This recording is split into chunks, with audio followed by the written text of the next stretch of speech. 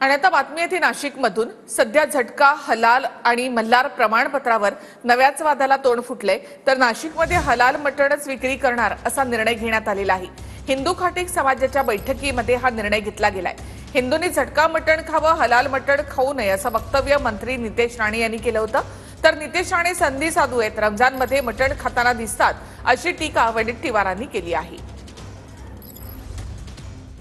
झटका मटन साठी मल्हार सर्टिफिकेशन आपल्याला आपल्या हक्काची मटन दुकानं जिथे